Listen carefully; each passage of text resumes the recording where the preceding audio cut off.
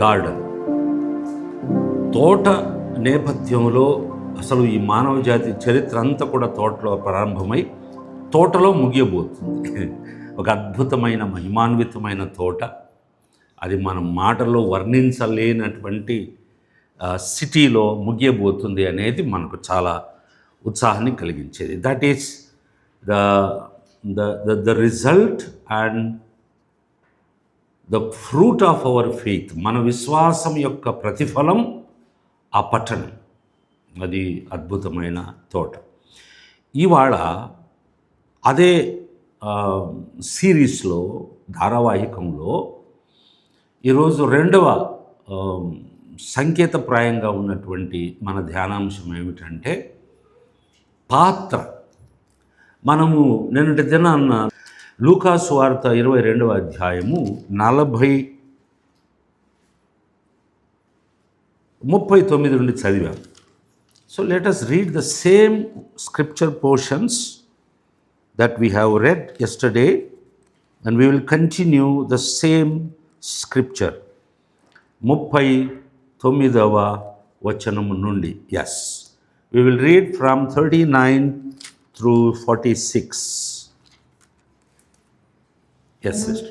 తరువాత ఆయన బయలుదేరి తన వాడుక చొప్పున ఒలీవల కొండకు వెళ్ళగా శిష్యులను ఆయన వెంట వెళ్ళి ఆ చోటు చేరి ఆయన వారితో, మీరు శోధనలో ప్రవేశించుకున్నట్లు ప్రార్థన చేయడని చెప్పి వారి యొద్ద నుండి రాత్రివేళ దూరం వెళ్ళి మోకాళ్ళుని, తండ్రి, ఈ గిన్నె నా యొద్ద నుండి తొలగించడానికి నీ చిత్తమైతే తొలగించును, అయినను నా ఇష్టము కాదు, నీ చిత్తమే సిద్ధించినగాక అని ప్రార్థించెను.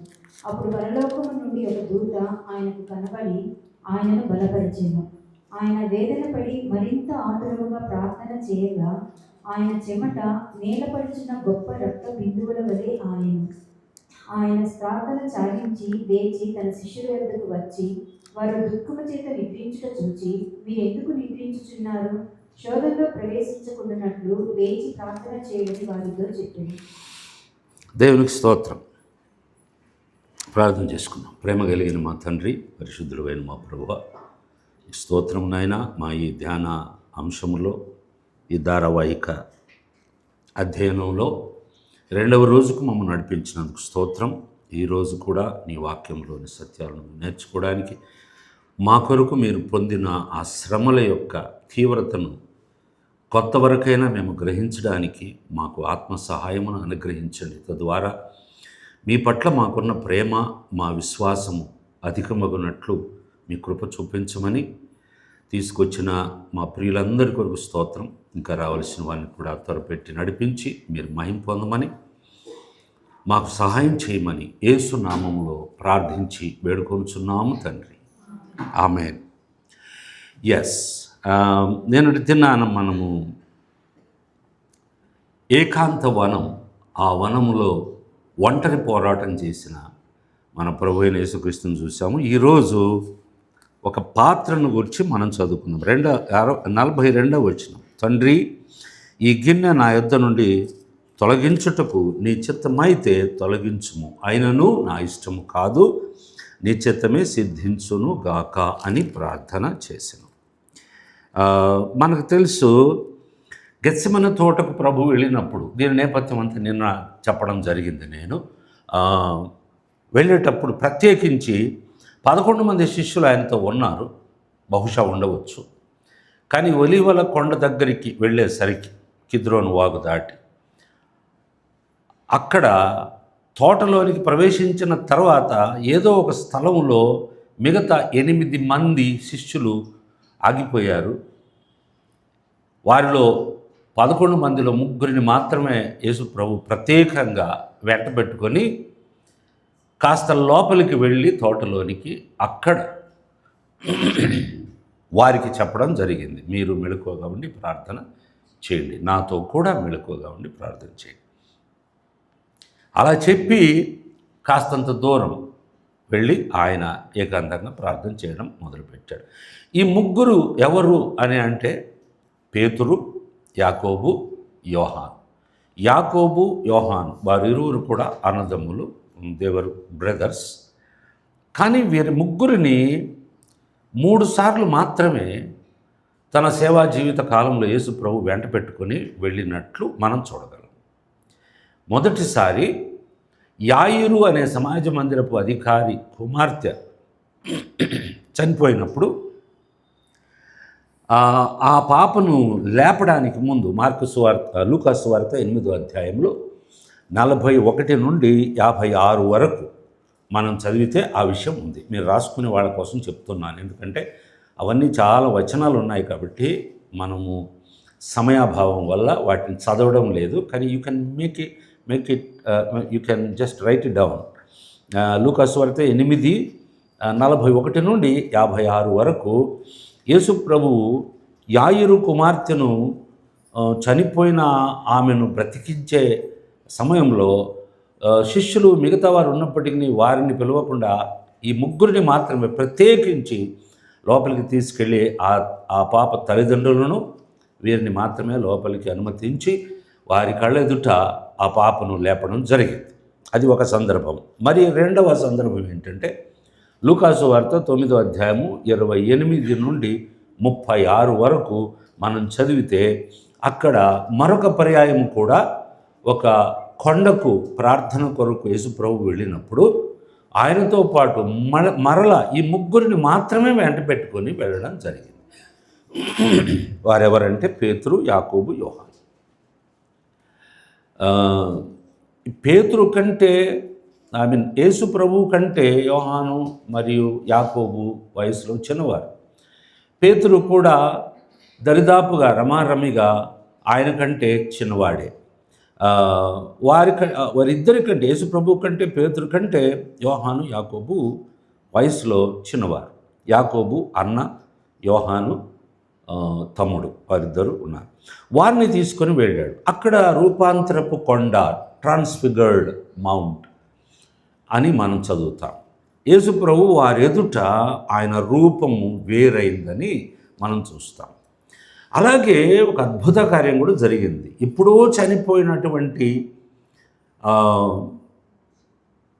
మోషే మరియు ఏలియా ఇద్దరు కూడా ఇరువైపులా ఆయనతో పాటు కనబడి వారందరూ కూడా ఒక విషయాన్ని తీవ్రంగా చర్చించారు అని మనం చూస్తాం. They were discussing the Exodus of Jesus. యేసుప్రభు యెరూషలేములో జరిగించాల్సిన నిర్గమమును గూర్చి వారు చర్చించుచుండిరి అని మార్మికంగా రాయబడింది. ఆ మాటలు, ఆ సందర్భము అవన్నీ కూడా వారు ఐ విట్నెస్. ఎవరు? పేతురు, యాకోబు, యోహాను అను ఈ ముగ్గురు 3 సందర్భాలలో, కీలకమైన సందర్భాలలో they were witnessing, they were I witnessing the spectacular events, especially 3 events. మనం చూసాం. మొదటిది యాయిరు కుమార్తెను సజీవంగా లేపడం. రెండవది రూపాంతరపు కొండల దగ్గరికి వెళ్ళినప్పుడు వారిని ముగ్గురిని దగ్గరికి తీసుకుని వెళ్ళాడు. అక్కడ వారు కొండ దగ్గర ఉన్నప్పుడు వారి కళ్ళెదుట ఆయన రూపాంతరం చెందాడు. అక్కడ మోషే, ఏలియా ఇద్దరు వచ్చారు. ఎందుకు ఇది విశిష్టమైనది? ఎందుకు అది ప్రత్యేకమైనది? Why it is spectacular, why it is special అని అంటే, మోషే ఇశ్రాయేలులందరికీ, పాత నిబంధన భక్తులందరిలో కూడా నాయకత్వంలో గొప్పవాడు. ఆయన ఇశ్రాయేలు ప్రజలకు, దేవుని ప్రజలకు ధర్మశాస్త్రం ఇవ్వడానికి దేవుడు వాడుకున్నాడు. దేవుని సన్నిధిలో సీనాయి పర్వతం పైన వెళ్ళి ఆయన 40 దివారాత్రములు ఆహారము, నీరు కూడా పుచ్చుకోకుండా గడపడం జరిగింది. అలాంటి గొప్ప వ్యక్తి, ప్రవక్తలలో నాయకులలో చాలా గొప్పవాడు. ఆ రకంగా ఆయన ధర్మశాస్త్రం అంతటికీ ప్రాతినిధ్యం వహించి అక్కడ కనబడుతున్నాడు. రెండవదిగా ఏలియా అనేక ప్రవక్తలు ఉన్నప్పటికీ దేవుని కొరకు గొప్ప కార్యాలు చేసిన వాడు ఏలియా. ఆయన వర్షం రావద్దు అంటే రాకుండా ఆగిపోయింది. ఆయన మరలా వర్షాన్ని రమ్మని చెప్పగానే వచ్చింది. ఇదంతా కూడా దేవుని చొరవతో, దేవుని అనుమతితో చేయడం జరిగింది. సరదాగా చెప్పేది ఏంటంటే, ఏలియా ఆకాశాన్ని మూసేసి తాళం వేసి ఆ తాళం చెవి జేబులు పెట్టుకొని 3.5 సంవత్సరాలు తిరిగాడు అహాబు రాజుకు దొరకకుండా అని సరదాగా చెప్తారు కూడా. అంటే అది కూడా మనం ఆ రకంగా ప్రవక్తలందరికీ ప్రాతినిధ్యం వహిస్తూ ఏలియా. అంటే whole old testament was there with Jesus. అంటే ఒక విధమైనటువంటి అప్రూవల్, ఆమోదం దొరికినట్లు కనబడుతుంది. యేసుక్రీస్తు వారు లోకంలో మానవుడిగా జన్మించి జీవించి ఆయన శిలువ మరణాన్ని పొంది లోక పాపానికి ప్రాయశ్చిత్తం కలిగించే సమయం దగ్గర పడ్డప్పుడు వారిద్దరూ కూడా వచ్చి యెరూషలేములో యేసుప్రభువు జరిగించబోయే నిర్గమము, ఎక్సోడస్ అనేది శిలువ మరణము, తదుపరి సమాధి చేయబడడం, పునరుత్థానం, ఈ అన్నిటినీ కూడా ఆ భాషలో నిర్గమము అన్నారు, ఎక్సోడస్ అన్నారు, ఇంకా రకరకాలైన మాటలు అన్నారు. వాటిని గురించి చర్చించడం జరిగింది. ఎందుకు ఇవన్నీ నేను చెప్పానంటే, ప్రస్తావించానంటే, ఈ ముగ్గురు శిష్యులను ఈ 3 సందర్భాలలో సాక్షులుగా ఉండడానికి ప్రభువు అనుమతించాడు. That doesn't mean that Jesus was not loving other disciples. ఇతర శిష్యులను ఆయన ప్రేమించలేదని, వీరి పట్ల పక్షపాతం చూపించాడని అనుకోవడానికి వీలు లేదు. క్షుణ్ణంగా మనం అధ్యయనం చేస్తే ఎలా అంటే, యేసు ప్రభువు చనిపోయి తిరిగి లేచి పరలోకానికి ఆరోహణమైన తర్వాత సంఘం ప్రారంభించబడింది. తీవ్రంగా శీఘ్రగతిలో సంఘం పెరుగుతూ ఉండే సమయంలో ఏం జరిగిందంటే, యెరూషలేము సంఘము నానాటికి వేల సంఖ్యలో అధికమవుతుంది. ఆ సంఘములో మొట్టమొదటి నా ఆత్మీయ నాయకుడు, లేకపోతే whatever we call pastor, was this James, ఈ యాకోబు. అంటే యోహాను అన్నయ్య అయిన యాకోబు. ఈ was the first pastor of the first church in Jerusalem, Jewish church. వేల కొలది ఉన్నారు. అంతేకాదు 12వ అధ్యాయం అపోస్తల కార్యములో మొదటి నుంచి మనం చదివితే, మొట్టమొదటిగా హేరోదు ద్వారా చంపబడినటువంటి అపోస్తలులలో చంపబడినటువంటి మొదటివాడు యాకోబు. ఇప్పుడు కనెక్ట్ చేయండి. యేసు ప్రభు ఈ ముగ్గురిని తీసుకొని వెళ్ళడంలో ఆయనకి ఏదో ఒక ఉద్దేశం ఉంది. వారికి అప్పుడు అర్థం కాలే, మనకిప్పుడు అర్థమైంది, వారికి తర్వాత అర్థమైంది. తర్వాత మొట్టమొదటిగా సంఘ చరిత్రలో హతసాక్షి అయినటువంటి, అపోస్తలుల్లో హతసాక్షి అయినటువంటి వాడు యాకోబు. ఈ ముగ్గురిని ఎంటబెట్టుకున్నాను, ఆ యాకోబులు చాలామంది ఉన్నారు, యోహాను చాలామంది ఉన్నారు, డోంట్ బి కన్ఫ్యూజ్డ్. తర్వాత చివరిగా అపోస్తలులందరూ చనిపోయిన తర్వాత చివరిగా చనిపోయాడు అని అనుకుంటున్నది యోహాను.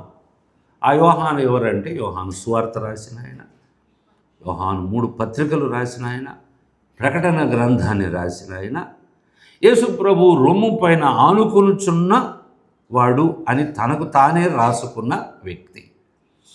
ఓకే, ఒక చిన్నపాటి బంధుత్వం కూడా యేసు ప్రభువుకు, యోహాను యాకోబుకు, వారి తల్లిదండ్రులకు ఉన్నదని మనకు తెలుసు. But that is different thing. So ఆ రకంగా మొదటి హతసాక్షి యాకోబు అయితే, చివరి హతసాక్షి యోహాను. యాక్చువల్లీ యోహాను చనిపోయినట్టు ఏ దాఖలాలు లేవు. ఆయన శవం దొరకలేదు. ఆయన సమాధి ఉందని కొన్ని స్థలాలలో, ఎఫెసు, ఇప్పుడు టర్కీ అని మేమైతే చెప్తామో, అక్కడ ఉన్నాయి కానీ పేర్లు, దానికి రుజువులు లేవు. ఎందుకంటే రోమన్ ప్రభుత్వపు ఆధ్వర్యంలో నీరో చక్రవర్తి కాలంలో అపోస్తలుడైన పౌలు శిరచ్ఛేదనం చేయబడ్డాడు. చాలామంది అపోస్తల సంఘాన్ని హింసించాడు. తదుపరి ఆయన తర్వాత AD 90+ ఇయర్స్లో, క్రీస్తు శకము 90వ సంవత్సరం తదుపరిలో డొమిషియస్ అనే ఒక చక్రవర్తి రోమన్ సామ్రాజ్యానికి అధిపతిగా వచ్చాడు. ఆయన కాలంలో యోహాను చివరిగా మిగిలిపోయినవాడు. 12 మంది శిష్యులు, అంటే 12 మంది, ఎస్, ఎక్స్క్లూడింగ్ జూడస్ ఇస్కరియోతు, మత్తయి కూడా కలుపుకుంటే. అప్పుడు ఆయన్ను అప్పటి శిక్షకు అనుగుణంగానే ఖడ్గంతో శిరచ్ఛేదనం చేయడానికి వెళితే ఆ కత్తి ఆయన మెడ మీద పడ్డా కూడా తెగలేదు.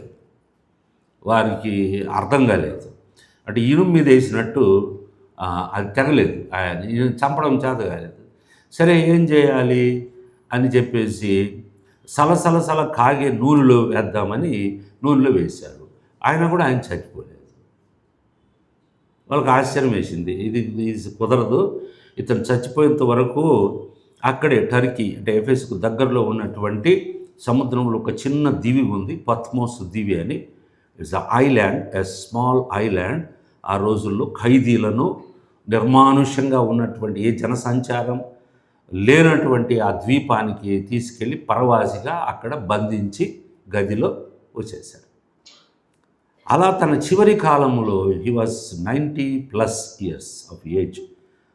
వృద్ధుడైనటువంటి యోహానును అక్కడ వేసి వచ్చేశారు. అప్పుడు ప్రకటన గ్రంథ ప్రత్యక్షత ఆ చెరసాలలో పత్మోస్ దీవిలోనే ప్రభు ఆయనకి ఇచ్చాడు. బహుశా చనిపోకపోవడానికి అది కూడా ఒక కారణం కావచ్చు, మనకు తెలియదు. ఇది ముగ్గురు నేపథ్యం. తర్వాత యేసు ప్రభువు శిలువకు వేయబడి చనిపోయినట్లే పేతురు అనే అపోస్తలుడు తల క్రిందులుగా శిలువకు వేయబడి చనిపోయాడు. ఆయన రిక్వెస్ట్ చేశాడు, నన్ను నా ప్రభువులాగా శిలువకు వేయొద్దు. I'm not worthy to be crucified as my lord. నా ప్రభువును సిలువ వేసినట్లు సిలువ వేయబడడానికి నేను అర్హులను కాను. మీరు సిలువ వేయండి, తప్పులేదు, కానీ నన్ను తలకిందులుగా వేయండి అన్నాడు. సో ఆ కోరికను మన్నించి ఆయన తలకిందులుగా సిలువ వేయడం, ఆయన చనిపోవడం జరిగింది. అంటే మొట్టమొదటి హతసాక్షి యాకోబు, చిట్ట చివరి యోహాను అన్నాము. ఆయన సమాధి ఇప్పటి వరకు లేదు. ఒక మాట ప్రభు చెప్పాడు మత్తయి సువార్తలో, ఇక్కడ నిలిచి ఉన్న వారిలో కొందరు నేను వచ్చు వరకు బ్రతికి ఉన్నట్లయితే నీకేమి అని అన్నారు. పేతురుకు కూడా ఆ మాట చెప్పారు. అవన్నీ ఉన్నాయి, యోహాను సువార్తలో ఉన్నాయి. అంటే ఇంకొకటి కూడా నేను చెప్తాను, ఇది బైబిల్లో లేదు, మీరు just think about that. Maybe, ప్రాయశ, బహుశా, ప్రబబెలి అని చెప్తున్నాను. ఇది ఖచ్చితంగా బల్లగుద్ది చెప్పే మాట కాదు. నేను విన్నాను ఎక్కడో ఒక చోట, హిమాలయాల్లో ఒక వయసు మళ్ళిన వాడు ఉన్నాడని కొంతమంది స్టేట్మెంట్ ఇవ్వడం నేను చూశాము అని ఒకరిద్దరు చెప్పడం విన్నాం. మీలో ఎంతమంది చూశారో తెలియదు, న్యూస్ మీడియాలో వచ్చింది. ఆ వ్యక్తి చెప్పిన వ్యక్తులు కూడా ఉన్నారు. మేము చూసాము, ఆయన వయసు దాదాపు 2500 సంవత్సరాలు ఉండొచ్చు అని అన్నారు. రమారమి అప్రాక్సిమేట్లీ. ఐ డోంట్ నో, ఇది మనం చెప్పలేం, కానీ వాక్యానుసారం అని దేర్ ఈస్ ఎ పాసిబిలిటీ. ఆయన మిగిలి దేవుడు తలుచుకుంటే అలా ఉంటారు. మనకు తెలుసు కదా, మెతూషల ఎంతకాలం బ్రతికాడు? Almost very close to 1000 years అప్పట్లో. కాబట్టి ఇవన్నీ ఉన్నాయి. సో ఇవి అందుకని ఈ ముగ్గురిని వెంట పెట్టుకొని పోవడంలో యేసు ప్రభువు వారికి ఏదో చెప్పాలని వారిని మాత్రమే వెంట పెట్టుకొని పోయినట్లు మనం భావించాలి. రెండవదిగా, వారిని వెంట పెట్టుకొని పోయి ఇవన్నీ ఐవిట్నెస్గా చూపించడం ద్వారా ప్రభువుకు తెలుసు వీరందరూ ఎలా చనిపోతారో ఆయనకు ముందే తెలుసు, ఎందుకు చనిపోతారో కూడా తెలుసు. అందుకని ఈ ముగ్గురిని గూర్చి క్రొత్త నిబంధనలో సంఘం ప్రారంభమైన తర్వాత, అపోస్తుల కార్యం తర్వాత వారిని సంఘానికి స్తంభాలుగా పరిగణించారు. They were considered as the pillars of the first church by first church people. మొదటి శతాబ్దంలోని సంఘము, including Paul the apostle, was also considered this 3 people as the foundation, or in other words the pillars of the church. ఎందుకంటే వారు అలా కొత్త నిబంధన సంఘానికి క్రీస్తు నుండి పొందిన ఉపదేశాలను పునాదిగా వేసి నాయకత్వం వహించి, వారి సమయం అయిన వెంటనే వారు పక్కకు తప్పుకున్నారు. తర్వాత తరం వారు వచ్చారు, ఇప్పటి వరకు మనం కొనసాగుతుంది. This is the introduction about this 3. ఎందుకంటే మీరు కన్ఫ్యూజ్ కాకూడదు అనే ఉద్దేశంతో ఇది అధ్యయనం కూడా, ధ్యానమాలిక మాత్రమే కాదు. తర్వాత మనము లూకా సువార్త, మన ఈనాటి ధ్యానాంశం ఏంటంటే 42వ వచనం మనం గమనించాలి. తండ్రి, ఈ గిన్నె నా యొద్ద నుండి తొలగించుటకు నీ చిత్తమైతే తొలగించుము, అయినను నా ఇష్టము కాదు, నీ చిత్తమే సిద్ధించునుగాక అని ప్రార్థించాడు. ఈ విధంగా 3 సార్లు ప్రార్థించాడు. చివరికి ఏం జరిగిందో మనకు తెలుసు. ఏంటంటే యేసు ప్రభు వారు, తండ్రి అయిన దేవుడు తనకు అప్పగించిన పనిలో ఒక ప్రముఖమైన భాగమైన ఈ పాత్రను త్రాగడానికి నిర్ణయించుకున్నాడు అని మనకు తెలుసు. అలా నిర్ణయించుకునే ఇక పదండి వెళదామని ఆయన ప్రార్థన చేసి దిగి వచ్చి శిష్యును తీసుకొని వచ్చే క్రమంలో వారు రావడం, బంధించడం, తీసుకెళ్ళడం జరిగింది. ఓకే, ఇక్కడ మనకు సమస్య ఏమిటంటే what is this cup? Cup అని ఇంగ్లీష్లో ఉంది, పాత్ర అని తెలుగులో ఉంది. ఈ పాత్ర ఏమిటి? అక్కడ పాత్ర ఉన్నట్టు మనకు లేదు. యేసు ప్రభు గెత్సెమనే తోటకు వచ్చినప్పుడు అక్కడ ఒక పాత్ర తన ముందు ఉన్నట్టు ప్రత్యక్షంగా మనకు ఆనవాళ్ళు లేవు, రుజువులు లేవు, లేక ఎవరు చెప్పలేదు, బైబిల్లో రాయలేదు. బట్ అక్కడ పాత్ర ఉన్నట్లే యేసు ప్రభు ప్రార్థిస్తున్నట్లు ఆ కాంటెక్స్ట్ని బట్టి, సందర్భాన్ని బట్టి మనకు తెలుస్తుంది. So he was praying for the cup to be removed from before him. ఆయన తన యొద్ద నుండి తను తాగవలసిన ఒక పాత్ర ఉన్నట్టు ఆ పాత్రను నీ చిత్తమైతే తండ్రి తొలగించు అని రిక్వెస్ట్ చేసినట్టు ఉంది.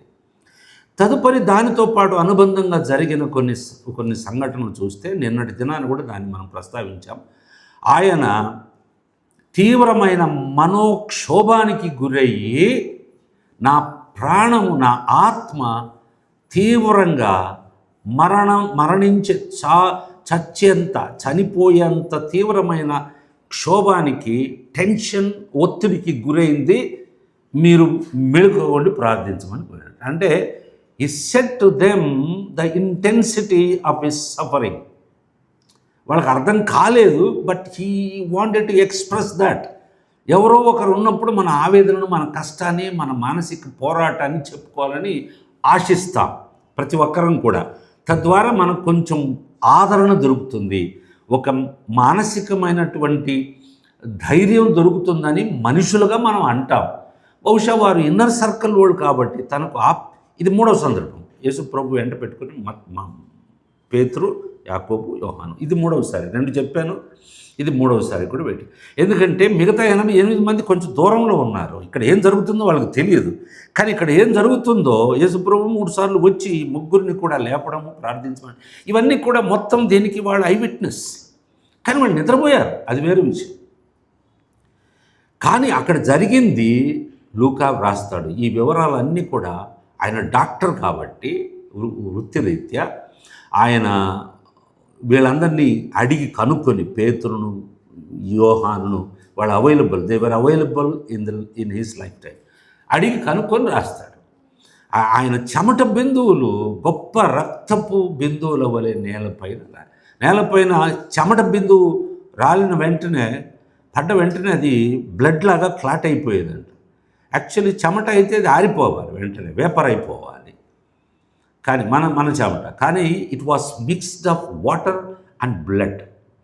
ఎందుకంటే లోపలి రక్తనాళాలు నిన్న నేను ప్రస్తావించినట్లు రాపిడికి గురయ్యి టెన్షన్ అయినప్పుడు ఉబ్బిపోయి అవి చిట్లుతాయి, చిన్న చిన్న చీలికలు వచ్చి అక్కడి నుంచి రక్తస్రావం జరుగుతుంది.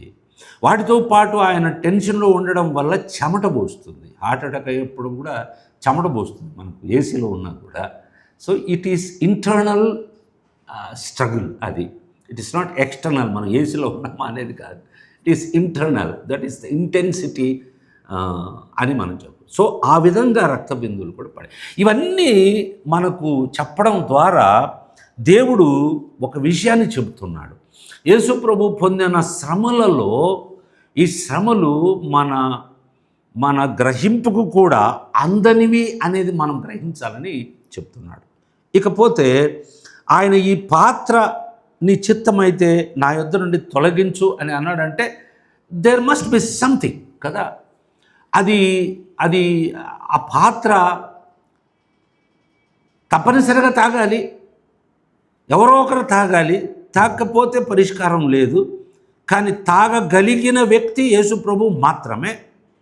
అది తాగడానికే దేవుని చేత లోకానికి పంపబడ్డాడు.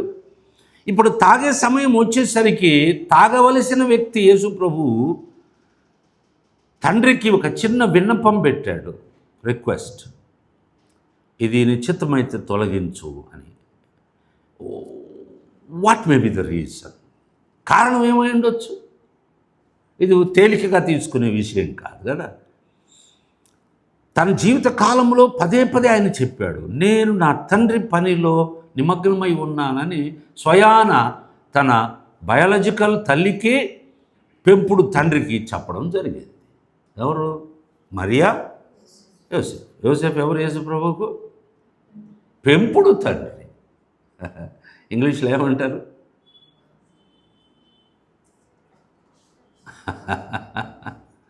ఓకే, అది మన సందర్భం కాదు. కానీ మరియ మాత్రం ఆయనకు బయాలజికల్ తల్లి, అంటే శరీర సంబంధమైన తల్లి. ఆమె గర్భములో 9 మాసాలు ఉండి మనమంతా ఎలా పుట్టామో అలాగే పుట్టాం. కానీ ఆమె పురుష ప్రమేయం లేకుండా ఉన్నది. కాబట్టి దేవుని వాక్యమే పరిశుద్ధాత్మ ద్వారా గర్భం తల్లి మనకు తెలుసు జన్మించాడు. సో వాళ్ళకు కూడా అదే మాట చెప్పాడు, నేను నా తండ్రి పని మీద ఉన్నానని మీకు తెలియదా అని 12 ఏళ్ల వయసులో ఆయన వెతుకుతుంటే యెరూషలేంలో ఆ పండుగ సమయంలో చెప్పడం, మందలించడం జరిగింది. వాళ్ళకి అర్థమైందో లేదో మనకు తెలియదు. బహుశా వాళ్ళు సైలెంట్గా ఏమీ అనలేదు. ఎరా నువ్వు 12 సంవత్సరాలు ఉన్నావు, మమ్మల్ని అడుగుతావా? అనవచ్చు కదా తండ్రి. ఎందుకంటాడు? యోసేపుకు తెలుసు కదా, తనకు పెళ్లి కాకముందే, ఇద్దరు కలవకముందే ఆమె గర్భవతి అయిందని తెలిసి వదిలిపెట్టాలనుకుంటే రాత్రి సమయంలో స్వప్నమందు మళ్ళీ దేవదూత కనబడి చెప్పినప్పుడు అప్పుడు భార్యగా అంగీకరించి ఆమెతో కాపురం చేశాడు కదా. ఆమెను ఎరుగకుండేను ఆయన పుట్టేంతవరకు. ఎరిగిన తర్వాత వారు మామూలుగా సంసార జీవితాన్ని సాగించారు. మిగతా కుమారులు కుమార్తెలు కలిగారని బైబిల్ స్పష్టంగా చెప్తుంది, హిస్టరీ చెప్తుంది. కానీ యేసు ప్రభువుకు మాత్రం యోసేపు తండ్రి కాదు. అలా చెప్పడం జరిగింది. వాళ్ళు ఏం అనలేదు. వాళ్ళకి దే అండర్స్టూడ్. మరియమ్మకు తెలుసు, ఆయనకు తెలుసు.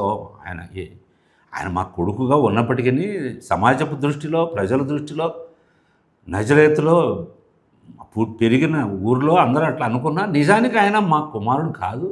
ఆయన ఈజ్ ఎ డిఫరెంట్ పర్సన్. ఆయన దేవుని కుమారుడు అనేది వాళ్ళకి తెలుసు. తర్వాత ఆ సుకార్ అనే బావి దగ్గర కూడా శిష్యులు ఆహారం తీసుకొని వచ్చినప్పుడు ఆమెతో మాట్లాడి పంపించేశాడు. తర్వాత భోజనం తెచ్చాం తిందాం ప్రభు అని శిష్యులు అంటే, నా భోజనం అయిపోయింది అంటాడు. ఎప్పుడు అయిపోయిందంటే, నా తండ్రి పని చేసి ముగించడమే నా ఆహారము అని అంటాడు. అలా చాలా సందర్భాల్లో ఆయన పదే పదే చెప్పడం, అంటే his focus was perfect. His focus, ఆయన దృష్టి ఎప్పుడు కూడా మరలలేదు. ఆయన ఎందుకు వచ్చాడో తెలుసు.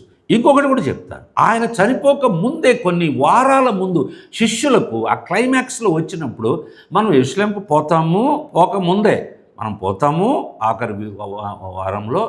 అక్కడ పాపులు, దుష్టులు, దుర్మార్గులు నన్ను మనిషి కుమారుని బంధించి అప్పగించబడతాడు, బంధిస్తారు. ఆయన్ను హింస పెట్టి అవమానాలకు గురి చేసి చాలా హీనాయంగా నిందించి తీవ్రంగా హింసించి సిలువకు అప్పగిస్తారు. మనిషి కుమారుడు మరణించి మరలా 3వ దినం లేస్తాడు అని చెప్పారు. వాళ్ళకి ఈ బుర్రలోకి ఎక్కలేదు. ఎందుకంటే they were thinking and expecting, anticipating something else from Jesus. యేసు నుండి వారు వేరే ఏదో ఎదురు చూస్తున్నారు. కాబట్టి వారికి ఇది డైజెస్ట్ కాలేదు. They could not understand completely. That's different thing. ఆ విధంగా చేసిన యేసు ప్రభు తీరా ఇక్కడికి వచ్చినప్పుడు, ఈ పాత్ర నా యొద్ద నుండి తొలగించు, నీ చిత్తం అయితే. ఇంతకుముందు చెప్పాడు, నీ చిత్తము జరిగించుటకే నేను వచ్చాను అని. పుట్టక ముందే పరలోకంలో ఆ మాట చెప్పాడు. వాక్య రూపంలోనే ఉన్న క్రీస్తు ఆ మాట చెప్పినట్టు ఎఫెసీ పత్రిక, అది హెబ్రీ పత్రికలో, కీర్తనల గ్రంథంలో వ్రాయబడి ఉంది. 41వ కీర్తన, నీవు నాకు ఒక శరీరమును అమర్చితివి, నీ చిత్తము జరిగించుటకు ఇదిగో నేను వచ్చి ఉన్నాను అని వాక్యం మాట్లాడినట్లు పరలోకంలో దేవుని ఎదుట, ఆ పరలోకపు దర్బారులో వారి మధ్య జరిగినటువంటి కౌన్సిల్లో, ఆ చర్చలో ఈ విషయం కొరకు ప్రణాళిక వేసినప్పుడు దేవుడు ఎలోహిం, దే డిస్కస్డ్. ఎలోహిం అంటే ప్లూరల్ కదా. ఎలోహిం అంటే తండ్రి, కుమార, పరిశుద్ధాత్ముడు, బహువచన ప్రయోగం. దేవుడు ఒక్కటే, కానీ ఆ దేవుడు 3 వ్యక్తుల కలయిక. 3 వ్యక్తులుగా పనిచేశారు, 3 వ్యక్తులుగా ప్రత్యక్షమయ్యారు, 3 వ్యక్తులుగా వారి వారి పనులను, బాధ్యతలు నిర్వర్తించి ప్రణాళికను నెరవేర్చడానికి వారు పనిచేశారు. అంటే వన్ గాడ్. ఓకే, కానీ ఎలోహిం అని ఆ ఎలోహిం డిస్కషన్లో ఆ మాట వచ్చింది, నీవు నాకు ఒక శరీరమును అమర్చితివని లోగోస్ దేవునితో చెప్పింది. సో ఇవన్నీ ఉన్నాయి. ఆ ప్రణాళిక చొప్పునే ప్రతి పేజీ ఏదైతే దేవుడు రాసుకున్నాడో దాని ప్రకారమే జరుగుతుంది. చివరి ఘట్టానికి వచ్చినప్పుడు ఇప్పుడు ప్రభు ఆ మాట అంటున్నాడు, నిశ్చితమైన వాయ్. అలా యేసు ప్రభు చెప్పాలంటే అంటే ఆయన కూడా కొంచెం మనసులో అట్లా షేక్ అయ్యాడు అని అంటే తప్పకుండా ఏదో ఉండాలి కదా. Let us read one more verse. హెబ్రీ పత్రిక 5వ అధ్యాయం 7, 8, 2 వచనాలు మనం చదువుదాం. దట్స్ వెరీ ఇంపార్టెంట్, దీనికి కనెక్టివిటీ ఉంది. యోహాను హెబ్రీ పత్రిక 5వ అధ్యాయము 7 మరియు 8 వచనాలు. ఎస్. శరీరధారి అయిన దినములలో మహారోదనముతోనూ కన్నీళ్లతోనూ తన్ను మరణం నుండి రక్షింపగల వానికి ప్రార్థనను యాచనను సమర్పించి భయభక్తులు కలిగి ఉన్నందున ఆయన అంగీకరింపబడెను. ఆయన కుమారుడై ఉండి తాను పొందిన శ్రమల వల్ల విధేయతను నేర్చుకునేను. చాలు. ఇక్కడ మీరు గమనించారో లేదు, ఆయన జీవిత కాలంలో యేసు ప్రభు హోల్ హిజ్ లైఫ్ మనం చూస్తే ఎన్ని సందర్భాలు ఆయన కన్నీళ్లు గార్చాడనేది బైబిల్లో మనకు ఆధారాలు లేవు. కానీ ఎన్నిసార్లు గార్చారు? నాకు తెలిసినట్లు 2 సార్లు, 2 సార్లు 3 సార్లు, 2 సార్లు. ఒకటి,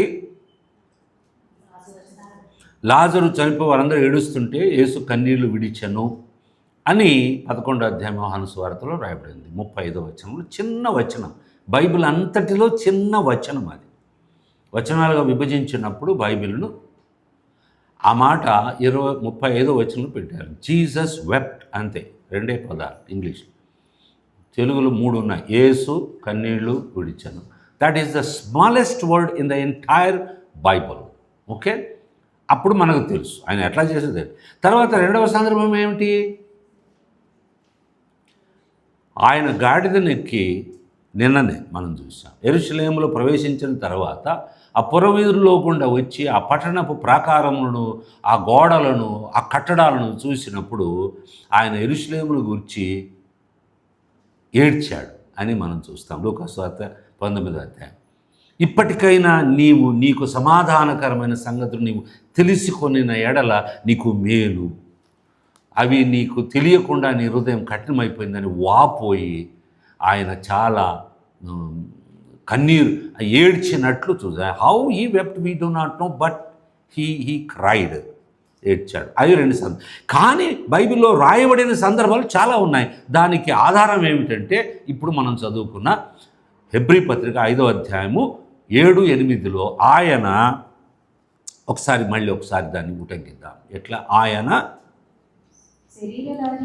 శరీరధారి అయి ఉన్న దినము. ఇది ఇక్కడ క్లూ ఉంది మనకు. ఆయన అంటే సాక్షాత్తు దేవుడు, ఆయన అంటే సాక్షాత్తు వాక్యమై ఉన్న దేవుడు, ఆయన అంటే ఆయన లేకుండా ఏది కలగలేదని యోహాను సువార్తలో ఏదైతే చెప్పాడో ఆ దేవుడు.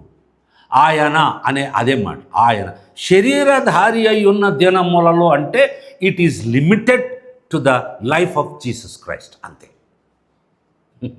యేసుక్రీస్తు జీవితం 33 సంవత్సరం మాత్రమే కాదు. ఆయనకు ఆది లేదు, అంతం లేదు, ఆయన లేకుండా ఏది కలగలేదు. సో ఈ దృష్టితో మనం చూడాలి.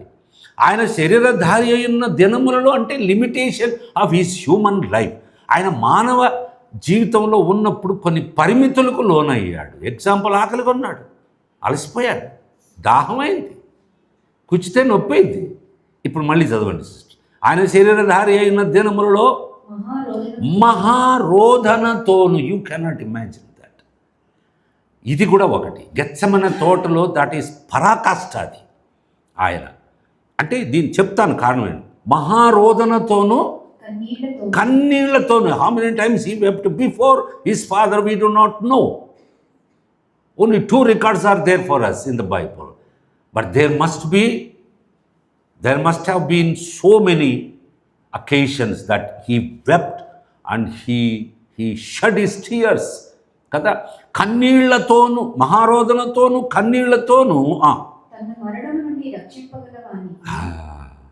తన్ను మరణము నుండి రక్షింపగల వానికి ప్రార్థనలను యాచనలను సమర్పించి భయభక్తులు ఇక్కడ వచ్చి చూడండి, అయినను నీ చిత్తము నా చిత్తము కాదు నీ చిత్తమే. That is the fear of God. దేవుని యందు భయభక్తి కలిగిన వ్యక్తి ఎంత ఊగిసలాటలో ఉన్నప్పటికీ, ఊగిసలాట ఎదురైన ఆఖరికి ఓటేసేది మాత్రం దేవునికి, దేవుని వైపుకే మొగ్గుతాడు కదా. దావీదు అదే చేశాడు, నేను యెహోవా చేతిలో పడతాను అంతే, నాకు అది నష్టమైన పర్వాలేదు, బాధ అయినా పర్వాలేదు. అదే దేవుని బిడ్డల లక్షణం. యేసు ప్రభువు నుండి మనము వారసత్వంగా పొందే ఒక లక్షణం ఏంటంటే, దేవుని యందు భయభక్తులు కలిగి ఉన్నందున ఆయన అంగీకరించబడ్డాడు. He was accepted by the Father because he was godly and fearful. భయము భక్తి ఉన్నది. అంతకుముందు ఆయన శరీరధారిగా ఉన్నందున మహారోదనంతోనూ కన్నీళ్లతోనూ తను మరణము నుండి విడిపించగల వానికి, రెండు ఉన్నాయి అందులో. మరణం నుండి విడిపించమని, శిలువ మరణానికి పోకుండా తప్పించమని కాదు. ఒకవేళ అలా అనుకుంటే ఇప్పుడు అదే అంటున్నాడు, why should I go to cross, why should I die this wretched death అంటాడు. దారుణమైన మరణాన్ని నేనెందుకు పొందాలి? I have not done any wrong, any sin, there is no sin in me. పాపానికి శిక్ష పాత్ర అంటే అంచేత ఆయన అంటున్నాడు, తను మరణం నుండి తప్పించడానికి వద్దనుకున్నాడు కాసేపు. అది న్యాయమైన కోరిక. అది ఆయన ఆ మరణానికి అర్హుడు కాదు. You do not deserve for that death, we deserve that death. Every human being from Adam to last person who is going to be born in the world, all of us are deserved to die such a wretched death. ఇంత దారుణమైన, క్రూరమైన, కఠినమైన శిక్షను పొందడానికి అర్హులము మానవ జాతిలో ప్రతి ఒక్కడు, ఆదాము మొదలుకొని ఆఖరికి పుట్టబోయే శిశువు వరకు. Not Jesus. అందుకని అంటున్నాడు, ఈ పాత్ర నిశ్చితమైతే నా నుండి ఆయనను నేను వచ్చిందే దానికోసం. ఇప్పుడు కూడా వెనుకడు. ఇది ఇప్పుడే ప్రిపేర్ చేసుకోవడం కాదు, from the beginning of his life he was preparing himself. అది ఎబ్రీ పత్రిక 5, 7, 8లో ఆయన లైఫ్లో అంతా ఆయన చేసిన దాన్ని ప్యాక్ చేసి ఆ 2 వచనాలు పెట్టాడు పరిశుద్ధాత్మ. We need to understand. మరణం రెండవ అంశం, మరణం నుంచి తప్పించడం. అది శిలువ మరణం పోకుండా, అది అయితే దేవుడు అనుమతించలేదు, ఆయన చిత్తం కాదు, దాన్ని అక్సెప్ట్ చేశాడు, శిలువకు వెళ్ళాడు, మరణించాడు, సమాధి చేయబడ్డాడు. ఎప్పుడు ఆ మరణము నుండి, నిత్య మరణం అనే కత్తి వేలాడుతుంది కదా మానవ జాతి పైన, ఆదాము మొదలుకొని ఒకని అవిధేయత ద్వారా పాపము ద్వారా మరణమును లోకములో ప్రవేశించను. రోమపత్రిక 5:12.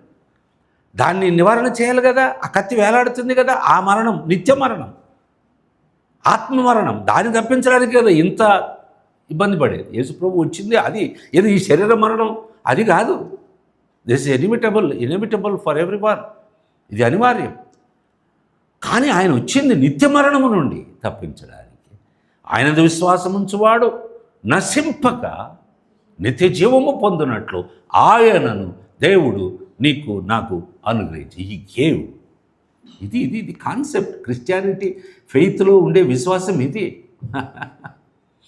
కాబట్టి ఆయన ఇంకోటి కూడా ఈ ప్రార్థన అన్నాడు, తను మరణం నుండి తప్పించగల వానికి ఈ ప్రార్థనలు యాచనలు చేసినందున ఆయన అంగీకరించబడ్డాడంటే గాడ్ అప్రూవ్డ్ అండ్ అక్సెప్టెడ్. దేవుడు ఆయన ప్రార్థనను ఆమోదించాడు అండ్ అంగీకరించాడు. అంగీకరించడం అంటే ఆయన మరణించి 1, 2, 3 రోజులైన సమాధి చేయబడి దేవుడు తన ఆత్మశక్తిని పంపించి ఆయన సజీవంగా లేపాడు. అది ప్రార్థన. ఆయనది తను మరణం నుండి తప్పించగల వానికి యాచన. అంటే నేను చనిపోతాను. అందుకే యోహాను సువార్త 17వ అధ్యాయంలో ప్రార్థించాను, ప్రభువా తండ్రి నీవు నాకు అప్పగించే పని కంప్లీట్ చేశాను, ఇప్పుడు నేను మరణించబోతున్నా, ఐఎమ్ గోయింగ్ టు డై. ఇప్పుడు నీవు నన్ను మహింపరచాలి. ఇంతవరకు నా జీవితంలో నిన్ను మహింపరిచాను, ఎక్కడ నీ మాట జవదాట్లేదు. నువ్వు అప్పగించిన పని కంప్లీట్ పర్ఫెక్ట్గా చేసి ముగించబోతున్నాను. ఇక నెక్స్ట్ నీ బాధ్యత ఏంటంటే you need to glorify me, you ought to glorify me. నన్ను నీవు మహింపరచాలి. ఎలా మహింపరచాలి అది కూడా క్లారిటీగా చెప్తాడు యేసు ప్రభు. లోకము పుట్టక ముందు నీ వద్ద నాకు ఏ మహిమ ఉండెనో ఆ మహిమతో నన్ను మళ్ళీ నన్ను మూత్రలో నుండి లేపి మళ్ళీ నువ్వు మనిషివే అని పంపడం కాదు. I need that power, that glory back. నేను వదిలిపెట్టి వచ్చిన అంగి ఉంది కదా ఆడ ఫిలిప్పీ పత్రికలో 2వ అధ్యాయంలో, తను దాసునిగా రిక్తునిగా హీ ఎంప్టీడ్ హిమ్సెల్ఫ్ అంటే ఈ చొక్కా తీసి అక్కడ పెట్టి దాసుని చొక్కా వేసుకుని వచ్చాడు. ఆ చొక్కా రెడీ చేయన్నాడు. మళ్ళీ మీకు అర్థం కావాలని మాట చెప్తున్నా. లోకము పుట్టక ముందు నీ వద్ద నాకు ఏ మహిమ ఉండనో, ఏ స్థానం ఉన్నదో నీతో నాతో సమానంగా అది ఆ మహిమతో చేయమంటే దేవుడు అదే చేశాడు. తండ్రి లేపాడు, ఆయన లేపి అన్ని నామలు కట్ట గొప్ప చేసిన ఆయన అన్ని everything is under your feet అన్నాడు. అందుకని చెప్పాడు. కనుక ఈ పాత్ర ఏమిటి అసలు? పాత్రను గురించి చాలా వచనాలు బైబిల్లో ఉన్నాయి. యెషయా గ్రంథం 51వ అధ్యాయం 17వ వచనం 22వ వచనం చదువుదాము. పాత నిబంధన కాలములో దేవుడు అనేక సందర్భాలలో దేవుని కోపము, పాపానికి, మానవుల పాపానికి విధించే దేవుని శిక్ష, దేవుని దండన, వీటన్నిటినీ కూడా దేవుడు ఒక్క మాటతో చెప్పాడు. తన కోపాన్ని గురించి చెప్పేటప్పుడు, పాపాన్ని శిక్షించే విధానం గురించి చెప్పేటప్పుడు నా కోపాగ్ని అన్నాడు. లేకపోతే నా ఉగ్రత పాత్ర కుమ్మరిస్తాను అంటాడు. ఇది మెటఫారికల్గా ఒక పోలికగా అనేక సందర్భాల్లో బైబిల్లో చెప్పాడు. అవన్నీ కూడా చెదురుముదురుగా చిన్న చిన్న సందర్భాల్లో దేవుని కోపం సొదొమ గొమొర్రా పట్టణాలపైన వచ్చింది కదా. అది అగ్ని చేత కాల్చబడింది. భూకంపం వచ్చి దేశాలు కూలిపోవచ్చు, ప్రళయం వచ్చి, జలప్రళయం వచ్చి కొన్ని దేశాలు, పట్టణాలు నాశనం అవ్వచ్చు. ఈ ప్రకృతి వైపరీత్యాల ద్వారా కొన్ని ప్రాణ నష్టాలు, ఆస్తి నష్టాలు, ప్రపంచ జనజీవనమంతా స్థగితమైపోవచ్చు. వీటన్నిటి వెనుక గుర్తుపెట్టుకోండి, దేవుని చెదురుముదురైన కోపం అప్పుడప్పుడు ఆయన ఇచ్చాడు. ఈ సృష్టి ఆరంభం మొదలుకొని తాను సృష్టించిన ప్రకృతిని కొంచెం అట్లా షేక్ చేస్తే చాలు, ఒక గుజరాత్ భూకంపం, ఒక అమెరికా భూకంపం, టర్కీ భూకంపం, ఎన్ని భూకంపాలు మన జీవితకాలంలో చూడలేదు, వినలేదు. ఆఖరికి ఈ మధ్య ఒక 2 వారాల క్రితం మయన్మార్లో, ఫార్మర్ బర్మాలో జరిగింది. పేకమేడలాగా కుప్ప కూలిపోయాయి. 50,000 మంది ఎంతో చనిపోయారు. ఇప్పుడు ఎవరు కూడా బిల్డింగ్లో ఉండడానికి ఇష్టపడడం, రోడ్డు మీద ఉన్నారు. దేవుని భయం రావాలని కొన్నిసార్లు దేవుడు అలా చేస్తాడు. ఏమండి, ప్రకృతిని ఊరికి అట్లా కదిలిస్తే చాలు మానవు. కాబట్టి దేవుని కోపం ఉంది. దేవునికి ఎందుకు కోపం ఉంటుంది? దేవునిలో ప్రేమ ఉంది కదా. దేవునిలో ప్రేమ పుష్కలంగా ఉంది.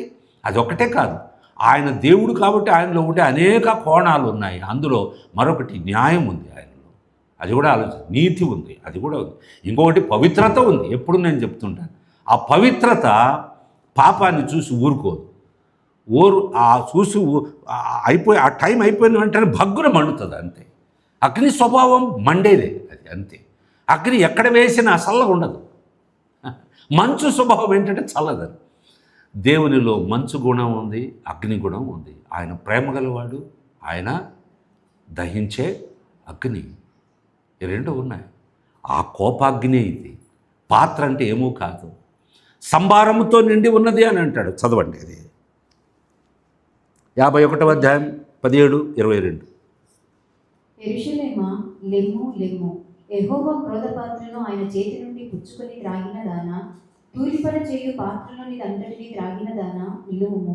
ఆమె కనిన కుమారులందరిలో ఆమెకు దారి చూపగలవాడెవడనూ లేకపోయాడు. 22వ వచనం కూడా, నీ ప్రభువకు యెహోవా తన జనుల నిమిత్తము వ్యాజ్యమాడు ఈ దేవుడు ఈలాగు సెలవిచ్చుచున్నాడు. 75వ కీర్తన 8వ వచనం కూడా చదవండి. ఇలా చాలా వచనాలు ఉన్నాయి, కానీ ఈ మచ్చుకకి 2 వచనాలు నేను చెప్తున్నాను. 75వ కీర్తన 8వ వచనంలో కూడా దేవుని కోప పాత్ర, దేవుని ఉగ్రత పాత్ర, దాని గురించి ఆయన ఉదాహరణగా చెప్తాడు. 8వ వచనం, యెహోవా చేతిలో ఒక పాత్ర ఉన్నది, యెహోవా చేతిలో ఒక పాత్ర ఉన్నది, అందులోని ద్రాక్షరసము పొంగుచున్నది, అది సంభారముతో నిండి ఉన్నది. చూసారా? అంటే మానవుని పాపం ఎంత తీవ్రంగా ఉందో, ఎన్ని రకాలుగా ఉందో, అడ్వాన్స్డ్ పాపాలు కూడా ఉన్నాయి. పాపం చేయడంలో మనిషి నుండి నేర్చుకోవాలి. పాపం చేయడంలో కూడా కొత్త కొత్త విధానాలను అప్గ్రేడ్ అయ్యాడు, అప్డేట్ అవుతూనే ఉన్నాడు. పాపాన్ని పాపం అని చెప్పకుండా ఉండే విధంగా కూడా పాలిష్ చేశాడు, దానికి రంగు పులిమాడు మంచి. దేవుని దగ్గరికి వచ్చినప్పుడు, లైట్ దగ్గరికి వచ్చినప్పుడు చీకటి బట్టబయలైపోయేటట్లు పరిశుద్ధుడైన దేవుని దగ్గరికి వచ్చిన ఏ చిన్న కల్మషమైనా అది దాని రంగు నిజమైన అసలు రంగు తెలిపోదు. కాబట్టి వీటన్నిటికీ శిక్ష విధించాలి. అదంతా ఒక పాత్రగా యేసు ప్రభువుకి ఇవ్వబడింది. మొత్తం మానవ జాతి ఆది ఆదాము మొదలుకొని చివరికి పుట్టే వ్యక్తి యొక్క పాపం అంతటికీ దేవుడు విధించే శిక్ష, దేవుడు వేసే కత్తి అన్ని కలిపి పాత్రగా పరిగణించి ఆయన ముందు పెట్టడం. He could see the cup. It was very expensive cup. చాలా ఖరీదైన పాత్ర. ఈ విశ్వంలో ఎవ్వడు తాగలేడు, అంత ఖరీదు, అంత ఖరీదు in the negative sense I'm talking, not positive. ఖరీదైన పాత్ర అంటే ఎవ్వరూ దాన్ని తాగలేరు. అందుకని ఈనాటి ధ్యానం ఏంటంటే, it is a expensive cup that Jesus drank from. ఆయన తాగిన పాత్ర అత్యంత ఖరీదైన పాత్ర. అది తాగి మొత్తం ఒక్క చుక్క కూడా మిగిల్చకుండా దేవుని కోపానంతటినీ తాగాడు. ఆ పాత్రను ఖాళీ చేశాడు. దేవుని ఉగ్రత లేదు. అందుకని ఇప్పటికీ పరిశుద్ధుడైన దేవుడు అక్కడ భగ్గున మండిపోతే మన తప్పులు పొరపాట్లు విశ్వాసులమైనా కూడా ఇస్తే వెంటనే ప్రభు తండ్రి కుడి పార్శ్వంలో కూర్చున్నాడు కదా, తండ్రి నేను ఆ పాత్ర తాగాను అంటాడు. You need to forgive them అంటాడు. అప్పుడు ఆయన కోపం చల్లారుతుంది. I imagine that. ఎందుకంటే బైబిల్ టీచర్స్ దట్ ట్రూత్. అందుకనే మనము నశింపకున్నవారు, ఆయన వాత్సల్యం అనుదినము మన ఎడల నూతనముగా పుట్టుచున్నది. Think about this my dear brothers and sisters. These are the last days.